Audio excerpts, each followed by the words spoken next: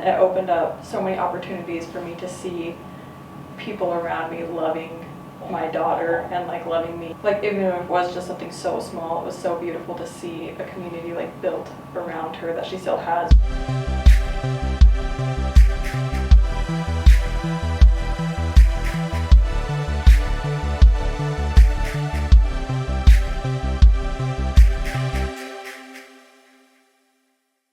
What's one thing that you have done or are doing to make the postpartum period go more smoothly? So one thing that I've done in the past with my last baby that I'm planning on doing again with this one is instead of having like a freezer meal night where I just make a bunch of meals, just 3 months before I had my baby, I just made all of our dinners large. And then I just froze the leftovers. And then I didn't feel like I was doing any extra work. And then that way I still had a lot of really healthy, nutritious meals all stored. And it lasted me months, which was the best. So yeah, I'm definitely gonna do it again.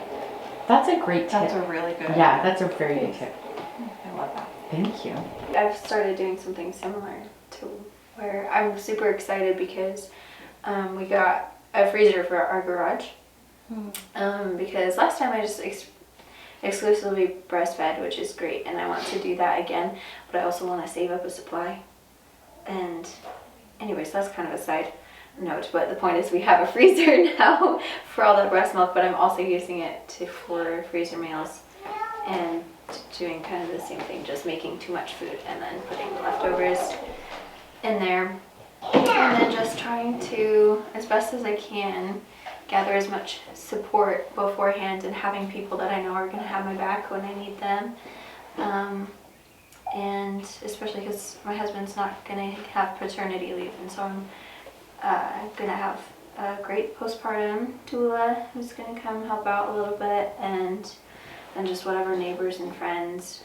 And then something similar to what I'm doing a lot for preparation for the birth is just really working on positively imagining what I want it to look like and just having a really good mindset going into it, and kind of doing like affirmation work and just thinking about letting go of extra things and just letting myself embrace the time that I have with my new baby and my toddler, and letting myself really rest and recover and making that a priority, because I didn't really get to do that last time with being in the middle of moving and everything.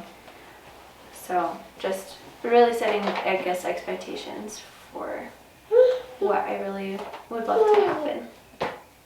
I love that. Yeah, that's so good. Yeah. I think so many people don't prepare for it until you're in it. Yeah. And then they're like, ah! Because I remember last time after having a baby, like my brain just did not work. Everyone kept asking me so many questions. What do you want to do about this? What should we do about this? And we were in the middle of so many things, and my brain was just like, no, I can't.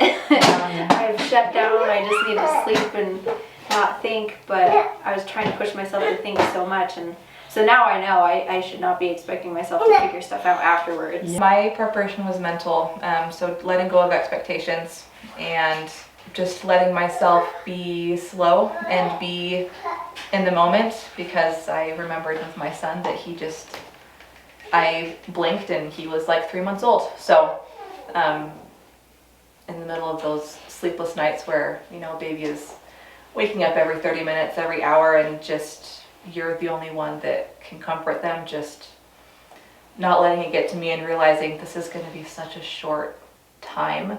In the grand scheme of things, it's just going to be a blip, and so if I can be her comfort for this short amount of time, then that's what I'll do. So not that it wasn't hard, it's definitely easier said than done, but constantly trying to remind myself of that this is just going to be such a short time, and this is my only job right now. My only job right now is just to rest and heal and snuggle my baby and be with my baby, and everyone else can come to me. My toddler can come to me, my husband can come to me, I just need to be right here with my baby. So that really was the biggest one for me. Something that I did is I really think that accepting and asking for help is a skill, and it was something that I was just not good at all. Like my whole pregnancy, I did not do anything for myself, and when people would offer anything, like I was like, nope. And then when I was postpartum, it was so jarring because I had to, like I couldn't do anything anymore. And so anytime anybody would offer any kind of help, even if it seemed like shallow, I was like, okay, I'll take you up on it. And then it opened up so many opportunities for me to see people around me loving my daughter and like loving me. Like even if it was just something so small, it was so beautiful to see a community like built around her that she still has, because I was willing to accept the old neighbor lady's opportunity of when she was like, can I just hold her? I'll just hold her while you do take a shower. I was like, oh yeah, sure. And then now she has a new friend and I gotta take a shower. And something else that I did was being really, really careful about the media that I consumed. And you're just in such a vulnerable state. And if I saw like somebody on Instagram that was like making me upset, I was like, you know, there's other times when I can be like, I need to work through this and work my triggers, but now is not the time, and I'm just gonna go off my phone. And I only watched Disney movies and Little House on the Prairie and like uplifting things, because mental was really, really hard for me.